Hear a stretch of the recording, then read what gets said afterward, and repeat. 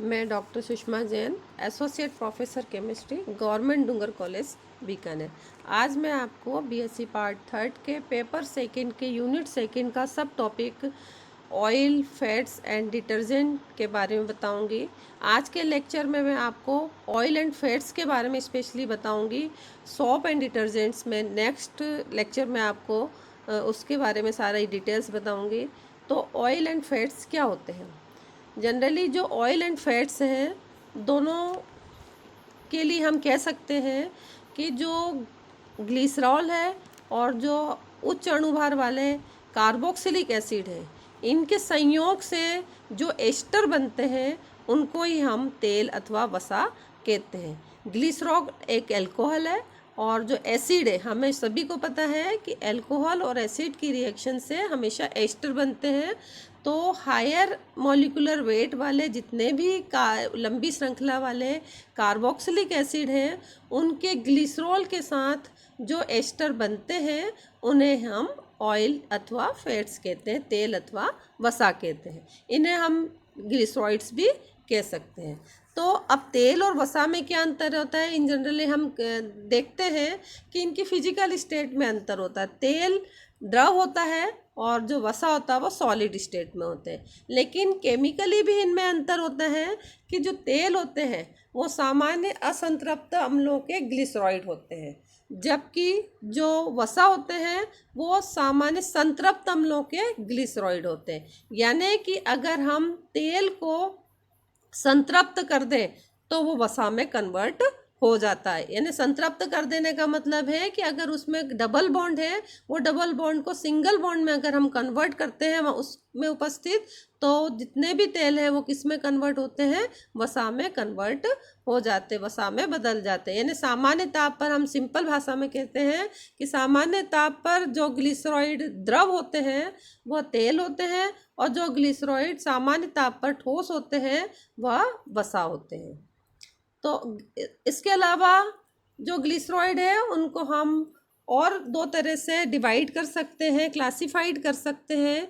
एक है सरल ग्लिसरॉइड, वे ग्लिसरॉइड जिनमें कि एक ही तरह के अम्ल उपस्थित होते हैं। यानी कि वे ग्लिसरॉइड जो कि केवल एक ही प्रकार के अम्ल के ग्लिसरॉल के साथ संयोग से बनते हैं, वो कहलाते हैं सरल ग्लिसरॉइड। जैसे कि एग्जाम्पल के तौर पर ये हम देखते हैं ट्राइपामीटिन। ट्राइपामीटिन बना है ग्लिसरॉल और पामीटिक एसिड के संयोग से।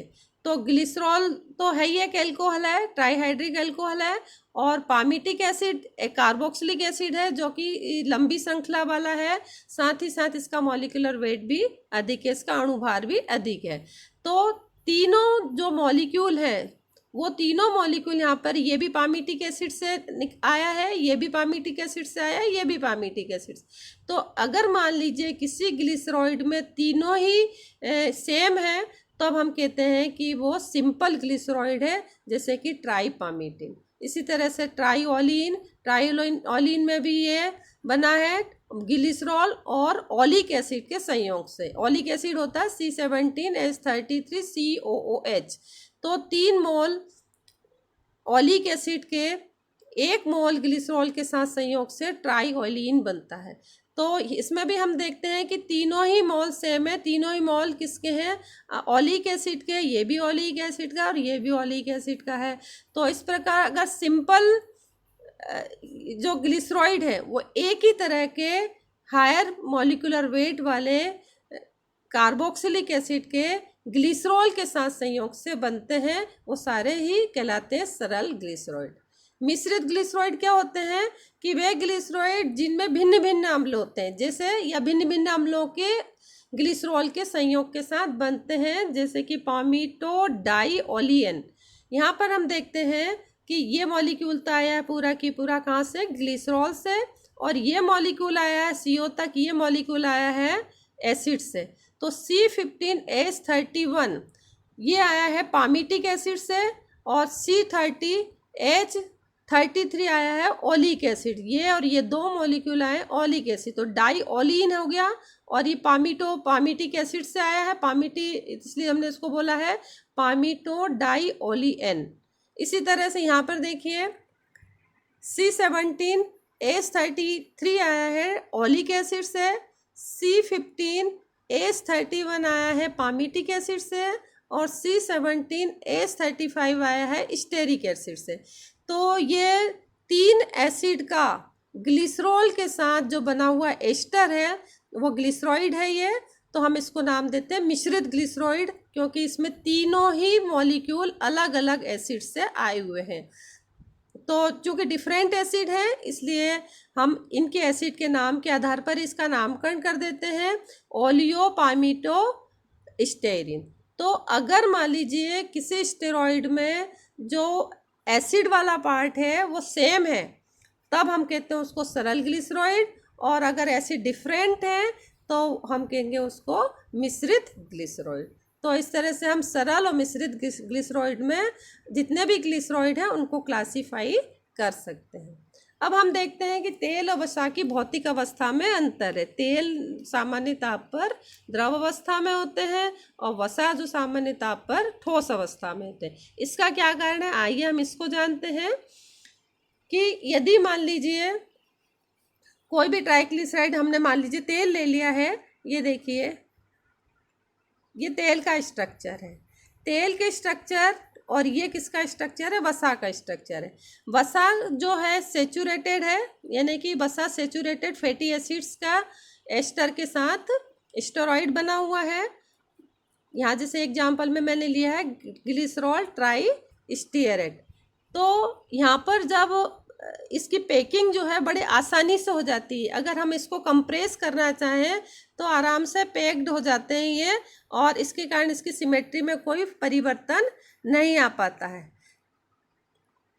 लेकिन और ये कैसी स्थिति में आ जाता है, ठोस अवस्था में आ जाता है। इसीलिए जितने भी वसा हैं वो ठोस अवस्था में होते हैं। तो ग्लिसरॉल ट्राई स्टीरेट, चूँकि इसमें कोई अनसेचुरेशन नहीं है, इसकी पैकिंग आराम से हो जाती है, इसकी सिमेट्री पैकिंग के दौरान नहीं बिगड़ती है, और इसीलिए सॉलिड स्टेट में आ जाता है, और इसीलिए इसका जो गलनांक है वो 71 डिग्री सेल्सियस है। लेकिन तेल में क्या होता है कि इसमें जो एसिड वाला पार्ट है, ये एसिड वाला पार्ट है पूरा लॉन्ग चेन वाला, इसमें अनसेचुरेशन आ गया। यहाँ देखिए डबल बॉन्ड आ गया, इसमें भी डबल बॉन्ड है, इसमें भी, यानी कि तीनों जो कार्बोक्सिलिक एसिड है, जो हायर एसिड्स हैं, उनमें अनसेचुरेशन प्रेजेंट है, और अनसेचुरेशन प्रेजेंट के होने के कारण इसकी जो पैकिंग है वो एकदम कॉम्पैक्ट पैकिंग नहीं होने पाती, और इसीलिए ये इसकी सिमेट्री भी असमित अवस्था में होता है, ये सिमेट्रिकल नहीं आ पाता,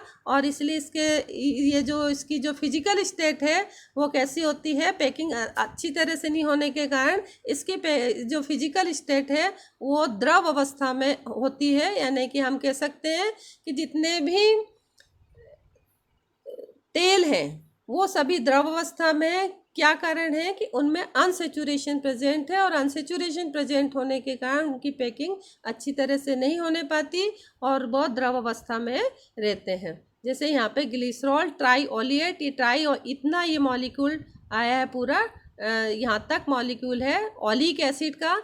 तो और ये मॉलिक्यूल है CH2O, CHO, CH2, ये मॉलिक्यूल आया है ग्लिसरॉल से। तो ग्लिसरॉल का ओलिक एसिड के साथ जो बना हुआ स्टेरॉइड है इसको हम बोलते हैं ग्लिसरॉल ट्राईओलिएट, जो कि एक ऑयल है, और इसका गलनांक है -5 डिग्री सेल्सियस। तो ये कारण है कि जो सामान्य ताप पर ठोस जो है, वो जो ग्लिसरॉल वसा जो है वो ठोस है, और तेल जो है वह द्रव है। अब तेल और वसाओं के क्या क्या गुण होते हैं कि शुद्ध अवस्था में ये रंगहीन होते हैं, गंधहीन होते हैं, और अगर तेल है तो वो सामान्य ताप पर द्रव होगा, और वसा है तो सामान्य ताप पर ठोस होगा। जल में हल्के होते हैं, अविलेय होते हैं जल में, लेकिन ऑर्गेनिक सॉल्वेंट कार्बनिक विलायक जैसे ईथर व बेंजीन में विलयशील होते हैं। साबुन या जिलेटिन जैसे इमल्सीकारक युक्त जल के साथ उबालने पर ये इमल्शन बनाते हैं। ये इनके भौतिक गुण हैं। तो हम आगे और देखते हैं कि इनकी रासायनिक गुण क्या क्या हैं, ये क्या क्या रासायनिक अभिक्रियाएं देते हैं। तो पहली जो रासायनिक अभिक्रिया है कि इनका जल अपघटन आसानी से किया जा सकता है। अगर हम ग्लिसरॉइड को जल के साथ उच्च ताप और दाब पर, अब खनिज अम्ल की या फिर खनिज अम्ल हम ले लें, उसके द्वारा हाइड्रोलिसिस करें, तो जिनसे ये बनते हैं वही हाइड्रोलिसिस के दौरान हमको प्राप्त होते हैं। जैसे इसके ये जो ग्लिसरॉल और एस्टेरिक एसिड से मिलकर ये बना है, स्टेरेट बना है, तो हमको यहाँ पर जब हम हाइड्रोलिसिस करेंगे इस ग्लिसरॉइड का, तो हमको ग्लिसरॉल मिलेगा और स्टेरिक एसिड के 3 मोल्स मिलेंगे, क्योंकि इसके स्ट्रक्चर में स्टेरिक एसिड के 3 मोल्स उपस्थित हैं। तो जब जल अपघटन करते हैं तो हमको वही यूनिट मिलती हैं जिनसे कि मिलकर ये ग्लिसरॉइड बने होते हैं। दूसरी जो इसकी रिएक्शन है साबुनीकरण अभिक्रिया। अगर हम इन ग्लिसरॉइड्स का, ऑयल अथवा फैट्स का हम NaOH के द्वारा हाइड्रोलिसिस करें, तो यहाँ पर हमको प्राप्त होता है इसका ग्लिसरॉल और स्टेरिक एसिड का सोडियम सॉल्ट के हमको 3 मॉलिक्यूल्स प्राप्त होते हैं, यानी सोडियम स्टेरेट प्राप्त होता है। यहाँ पर हमको हाइड्रोलिसिस के द्वारा 1 मोल बनेगा ग्लिसरॉल और 3 मोल बनेंगे सोडियम स्टेरेट। तो ये जो अभिक्रिया है कि अगर हम इसका सोडियम हाइड्रोक्साइड के साथ जल अपघटन कराते हैं जिससे कि ग्लिसरॉल बनते हैं और सोडियम स्टेरेट बनता है, तो ये अभिक्रिया कहलाती है सेपोनिफिकेशन की अभिक्रिया या साबुनीकरण अभिक्रिया। तीसरी जो रिएक्शन है वो है हाइड्रोजनी अपघटन।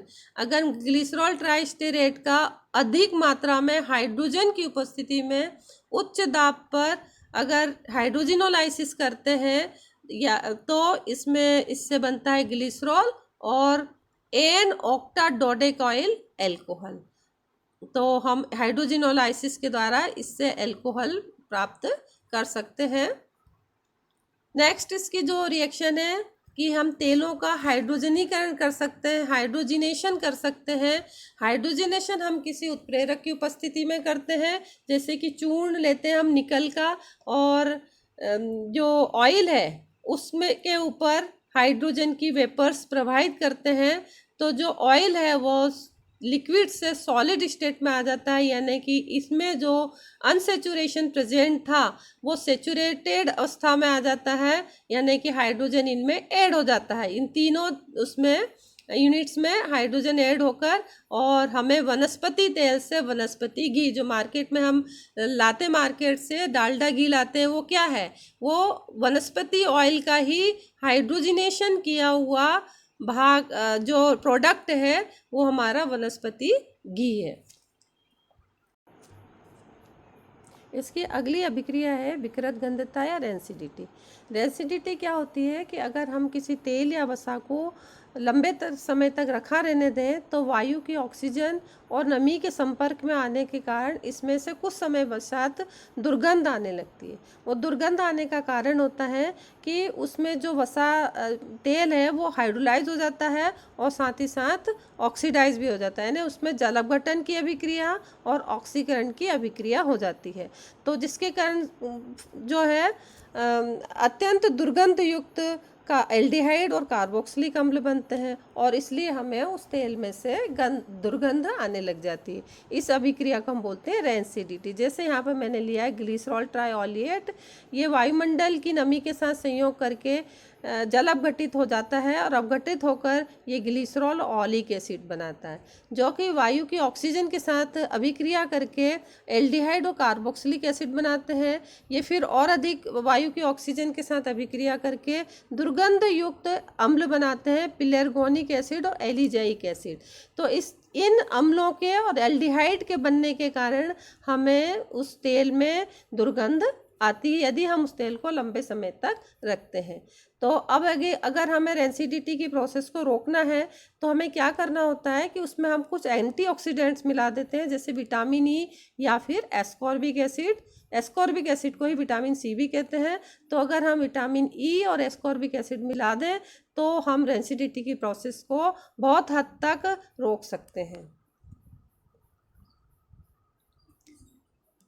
Analysis of oil and fats, वसा और तेलों का विश्लेषण। वसा या तेलों की जो प्रकृति है वो उस वसा तेल के एनालिसिस करके ज्ञात की जाती है।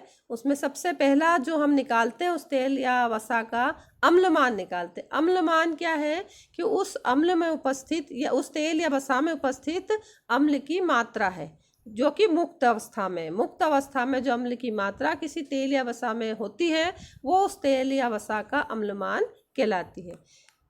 और एज अ डेफिनेशन हम कहेंगे कि 1 ग्राम तेल या वसा को उदासीन करने के लिए KOH की मिलीग्राम की संख्या को उस तेल का अम्लमान कहते हैं। किसी तेल या वसा का अम्लमान का मान जितना ज़्यादा होता है वो उतनी ज़्यादा उसमें रेंसिडिटी जल्दी से हो जाती है।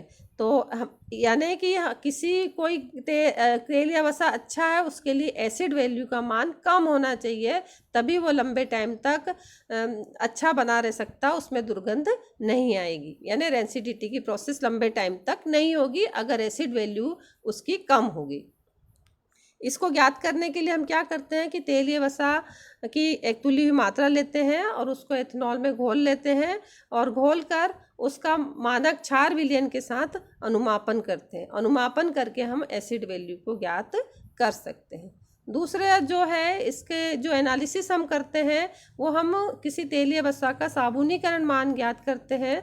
साबुनीकरण मान क्या होता है कि 1 ग्राम तेल या वसा के पूर्ण जल अपघटन पर मुक्त हुए वसा अम्लों के उदासीन करने के लिए आवश्यक KOH की मिलीग्राम की संख्या को उस तेल या वसा का साबुनीकरण मान कहा जाता है।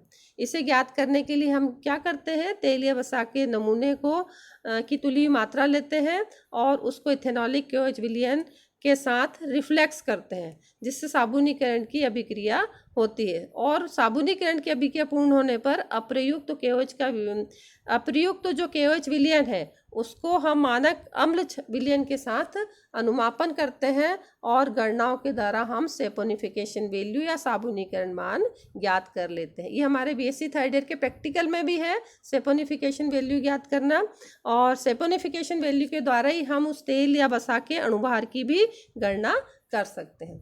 तीसरा जो मान है वह आयोडीन वैल्यू। आयोडीन वैल्यू बताती है कि उस तेल या वसा में असंतृप्तता कितनी है, यानी कि यह तेल या वसा की असंतृप्तता की माप है। इसे डिफाइन करने के लिए 100 ग्राम तेल या वसा के साथ संयोग करने वाली आयोडीन की ग्रामों में जो मात्रा होगी वह उस तेल या वसा का आयोडीन मान होगा।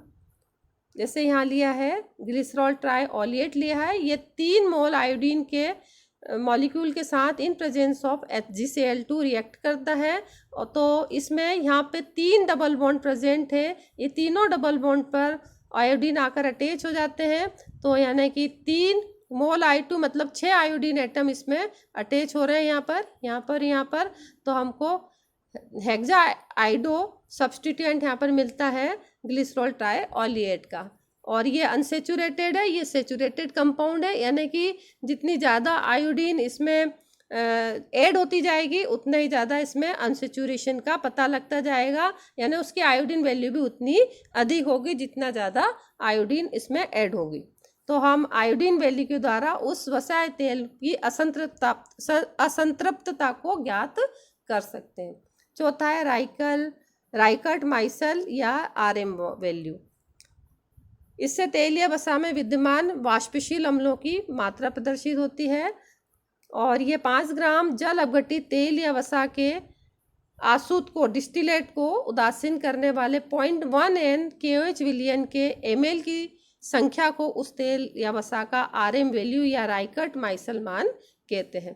तो इस तरह से चारों मानों के द्वारा अम्ल value, saponification value, iodine value और राइकर्ट माइसल मान या RM मान के द्वारा हम किसी भी तेल या वसा की प्रकृति को ज्ञात कर सकते हैं।